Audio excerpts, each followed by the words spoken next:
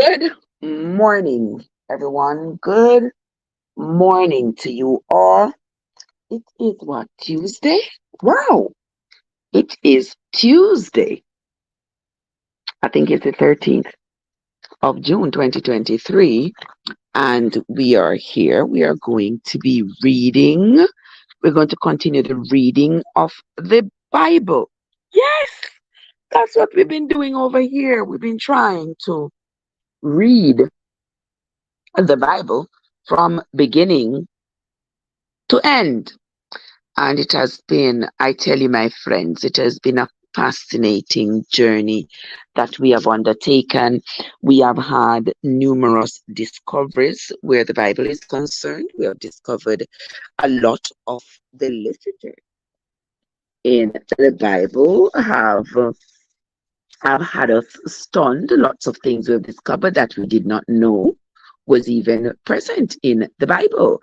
And I like that because, I mean, the Bible is one of the most read books in the world and the most sold. And many of us, we say, oh, I read my Bible. But what we do, we grab a verse here, we grab a verse there, we know a few verses by heart, and we have our favorite books of the Bible that we go to each time we decide we're going to read the Bible, but we haven't actually read the Bible in its entirety. So we really don't know what the entire book is, what the entire book entails. And so I've taken on this journey to read the Bible for us because I know a lot of people would love to read the Bible, but they don't want to read it by themselves. They think it's too painstaking. I mean, to read the Bible because after all, the Bible has 66 books and over 1,000 chapters. So a lot of people just don't want to be bothered with reading it. But it is imperative that we read it because, after all, every single aspect of our lives is influenced some way, somehow, by the contents of the Bible. So, yesterday we started, we read the end of Second Kings and we started reading Second Chronicles.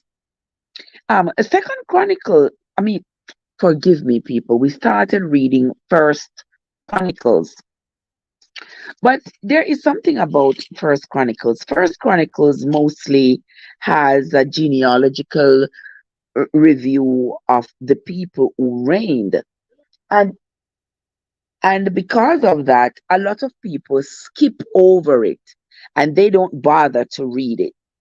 But for me, I believe that these uncomfortable parts of the Bible are important because it is important for us to know who begot who so that we get an understanding of the lineage of the people who we read about in the Bible. And so I'm not going to be staying here and reading for 2 hours just calling names. I don't think that would be beneficial to either me or you. So while we are reading the book of First Chronicles, I'm going to be reading it in very small portions. Yesterday we stopped at chapter 38 of verse 1. And today I'm going to finish chapter 1. Today I'm going to finish chapter 1 of the book of Chronicles because as I said before, reading, just sitting here and calling names and who begot who and who begot the other is not going to be beneficial. For me, it has the prospects of being boring, and I don't want that. So this morning's Bible Live is going to be very short. So come on in now, get your book Bible and your Google Bible, and let's finish reading chapter 1 of the book of First Chronicles. And the sons of Lotan, Hori, and Homam. And Timah was Lotan's sister. The sons of Shobal, Alian, and Menahath, and Ebi, Sephi, and Onam. And the sons of Zideon, Ahiah, and Anah. The sons of Anah, Dishan, and the sons of Dishan, Amram, and Eshban, and Ithran, and Sharan. The sons of Ezer, Bilhan, and Zavan, and Jakan. The sons of Dishan, Uz, and Aran. Now these are the kings that reigned in the land of Edom before any king reigned over the children of Israel. Bela, the son of Beor, and the name of his city was Dinaba.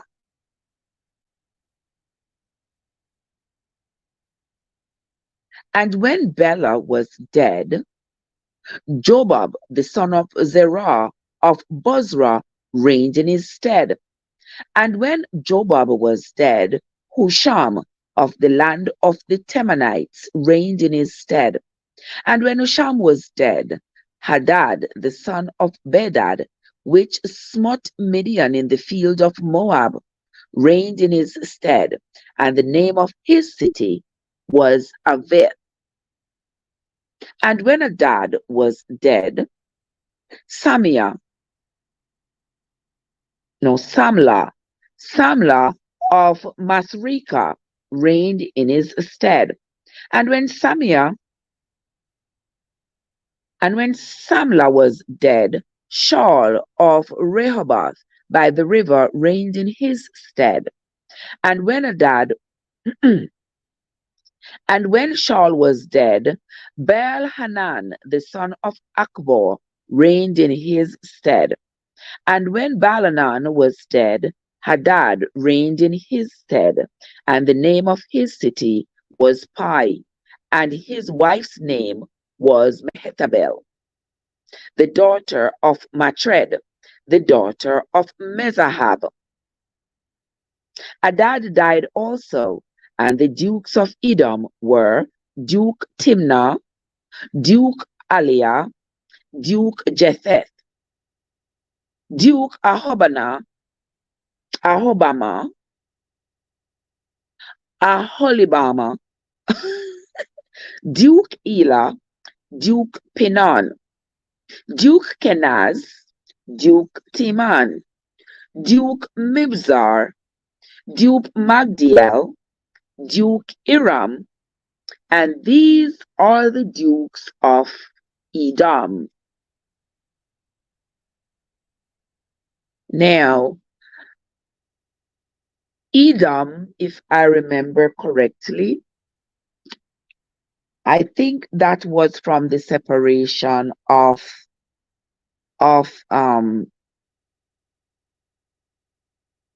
is it Cain? Let's see, because according to Google, Edom is an ancient land bordering ancient Israel in what is now southern Jordan between the Dead Sea and the Gulf of Aqaba. The Edomites probably occupied the area about the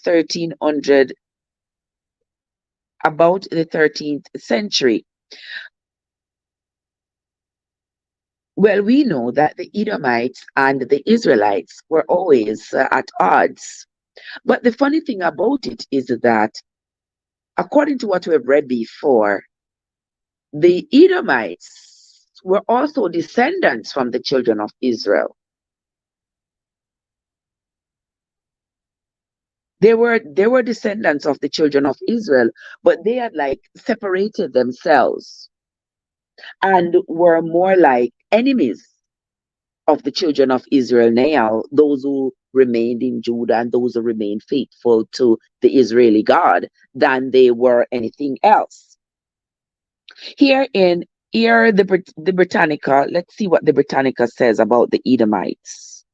It says Edom, ancient land bordering ancient Israel, in what is now southern Jordan, between the Dead Sea and Gulf of Aqaba. The Edomites probably occupied the area about 30 in the 13th century. Though closely related to the Israelites, okay.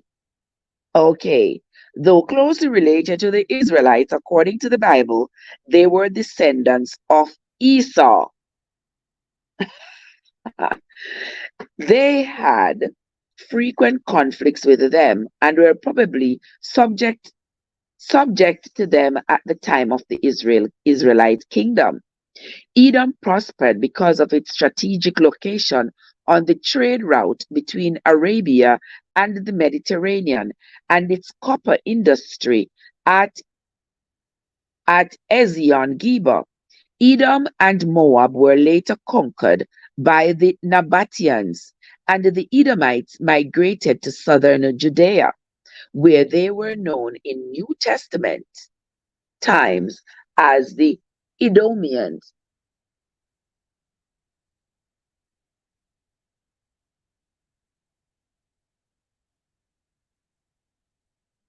Ezion Geber, modern Tal Khalifa, seaport of Solomon of the latter kings of Judah, located at the northern end of the Gulf of Aqaba, in what is now Man Muhafazad in Jordan. So we know that Edom is really, the Edomites are really Israelites, but they are the ones who have separated themselves. Because remember the story of um, Esau and Jacob, right?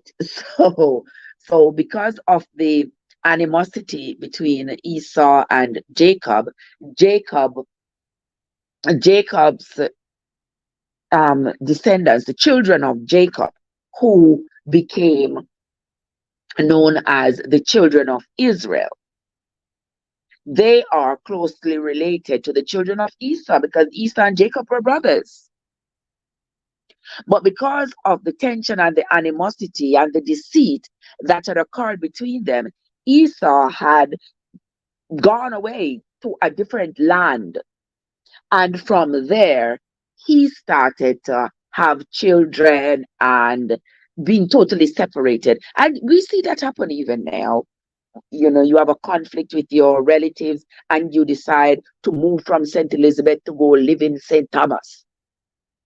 And when you go over to St. Thomas, you start having kids over there. You meet a woman or you meet a man, you start having kids over there, you stay over there, your kids and your grandkids and the rest of your generation over there only know that they have relatives in St. Elizabeth, but they have never been down there. They have never had a family reunion where they get to know each other. But they do know that even though my name is Brown, all the Browns down there in St. Elizabeth, we are related. Because one brother had left or one sister had left and she went to St. Thomas, etc. We often hear those. And that is why the genealogy is so important because it shows us that these people aren't loyal to even their blood. A lot of people will extend loyalty because you all have the same last name or you all came from the same place. But some of these people, they know nothing about loyalty. Loyalty does not reside in them. So it doesn't even matter that you all are from the same place or that you all have the same last name. So as we continue to read, we are going to discover that the Edomites and the Israelites, though related, are far apart, are like total enemies. And we will also discover that the conflict between them gets just as intense as it does with others. All right.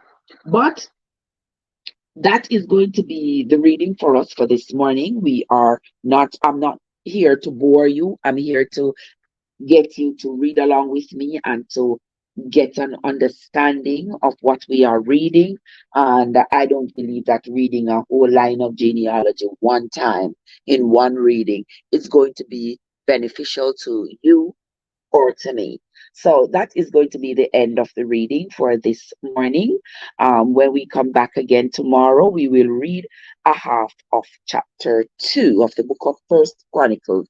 And so we will continue to do so until the book of Chronicles is finished. Because remember, we must read the book of Chronicles, because in the book of Kings, First and Second Kings, all the great kings who arose in that book, we were being told that it shall be expounded upon in the Chronicles who they are, what their lineage was, and the things that they did for or against Israel. So we are looking forward to that. And that's going to be it from me for this morning for the Bible reading, my friends. Until next time, this is straight from Trebessence, where your journey matters. Have yourselves a great day, everybody.